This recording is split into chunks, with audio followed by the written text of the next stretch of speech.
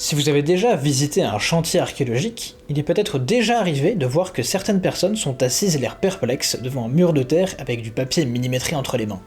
Il est probable que les techniciens de fouilles que vous ayez vus étaient en train de travailler sur un dessin stratigraphique. Un dessin stratigraphique est un schéma qui a vocation à montrer les différentes couches de terre superposées découvertes par les archéologues.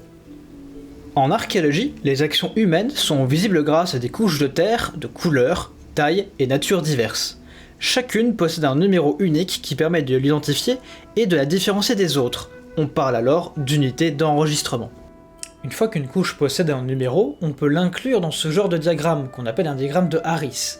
Il s'agit d'une représentation simplifiée des relations entre les couches qui permettent donc de comprendre plus facilement une zone. Ainsi, sur un diagramme, on peut comprendre en un coup d'œil l'ancienneté de chaque couche. Par exemple, quand deux couches sont côte à côte sur le diagramme, cela peut donc vouloir dire que les deux couches sont contemporaines l'une de l'autre. Ainsi, à un moment donné, elles auraient pu fonctionner ensemble, ou du moins en parallèle. A l'inverse, lorsque deux couches sont l'une en dessous de l'autre, cela veut dire que l'une des couches est plus ancienne que l'autre. À l'échelle de tout un diagramme, on peut donc construire une sorte de chronologie relative des couches de terre. Plus on est haut dans le diagramme, plus la couche est récente. A l'inverse, plus on est bas, plus la couche est ancienne. Comprendre les relations d'ancienneté entre les couches est le b.a.-ba de la compréhension d'un site. Cependant, la simplicité du diagramme de Harris est parfois insuffisante, et il faut donc passer par une représentation plus fidèle d'une stratigraphie.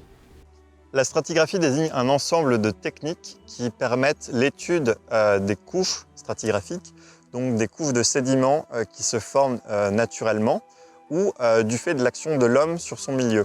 Elles sont visibles lorsqu'on creuse et lorsqu'on réalise des paliers. On peut voir une coupe, la manière dont elles se superposent les unes par rapport aux autres. Et à ce moment-là, on peut ce qu'on appelle faire une stratigraphie, donc dessiner ces couches. Ça nous permet d'une part de comprendre comment elles se superposent les unes par rapport aux autres, mais aussi de voir à quelle période et surtout à quoi comme occupation elles correspondent. C'est-à-dire qu'une couche qui correspond à une période où on a un chemin sur un certain espace sera radicalement différent d'une couche où on a un remblai de destruction, par exemple.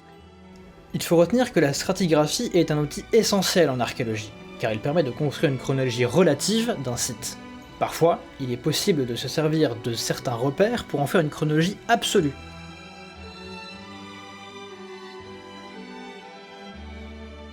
À l'aide de certains objets, comme des monnaies ou des résidus de carbone. La stratigraphie est centrale en archéologie. L'approche du technicien de fouille vis-à-vis des zones et sa manière de creuser sont très étroitement liées à cette réflexion autour de la stratigraphie. C'est aussi pour cette raison que la superposition des couches s'enregistre de nombreuses manières différentes. En général, il s'agit de schémas et de croquis illustratifs, mais aussi de dessins plus précis, qui sont ensuite retraités en DAO puis en diagramme. Ceci conclut cette petite vidéo concernant la stratigraphie. Bien entendu, cette vidéo est une présentation généraliste. J'espère cependant qu'elle vous aura plu et qu'elle vous permettra de comprendre un peu mieux le fonctionnement d'un site archéologique.